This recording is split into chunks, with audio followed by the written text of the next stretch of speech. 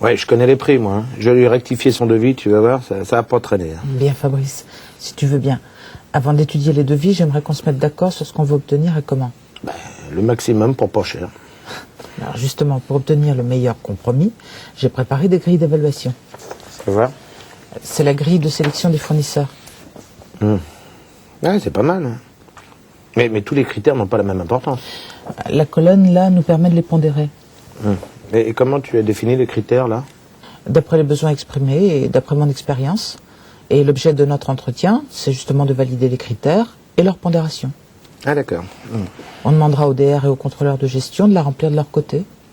Ok. Bon, ça, c'est la grille d'analyse comparative des offres. Ah oui, c'est pas mal, ça. On a donc 3 outils. Le cahier des charges fonctionnelles qui permet aux prestataires de faire leur offre. Oui, ça, on l'a vu la dernière fois. La grille de sélection des fournisseurs. Et la grille d'analyse comparative des offres. En fait, pour la grille de sélection des fournisseurs, je suis pas convaincu. J'achète un produit, pas un fournisseur. Quand tu recrutes un commercial, tu ne recrutes pas qu'une capacité de production, tu recrutes une personne. Mais ça n'a rien à voir. D'un côté, j'ai une personne, de l'autre, j'ai un produit. Si tu achètes juste un produit, oui, peu importe le fournisseur, sous réserve de son éthique de production. Oui, l'éthique... Tu peux effectivement ne pas y croire, c'est ton droit. En revanche, en tant que manager, tu te dois de défendre la politique définie par l'entreprise. Ouais, c'est bon. Tu gardes ton discours pour le pot de fin d'année. C'est pas toi qui dois vendre avec des concurrents prêts à tout pour te dégager. Parlons-en justement de la concurrence. Nous avons acquis la norme ISO depuis 4 ans. Cette norme nous impose des règles, dont une certaine éthique. Ah, l'ISO, je suis très fier d'être ISO. L'intérêt commercial de cette norme, c'est qu'aujourd'hui, les grands comptes l'exigent de leurs prestataires. Et c'est un moyen de distancer la concurrence. Quels que soient ses efforts, si elle n'est pas ISO, elle ne remportera pas les marchés les plus importants. Ouais. La force de cette norme, c'est qu'elle agit en cascade. Pour être ISO, nous devons nous assurer que nos prestataires le sont, et eux de même avec les leurs. Ouais.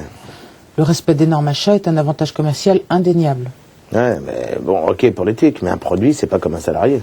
Alors oui, si autour du produit, tu n'as pas de conseils sur ta solution globale, d'assistance technique, de garantie, de service après-vente, si c'est un achat sans risque pour l'entreprise et non stratégique, tu peux prendre le mieux disant et changer de fournisseur pour chaque commande. Nous travaillons comme ça pour les fournitures de bureau. Nous remettons les fournisseurs en question en permanence. Ouais. Et c'est là que nous devons être clairs. C'est quelle stratégie nous adoptons pour les achats informatiques. Non, mais oui, c'est un achat important. Hein. Quand je vois les problèmes qu'on a eu il y a 2 ans... Et le choix du fournisseur est fondamental. Comme un salarié. Est-il motivé?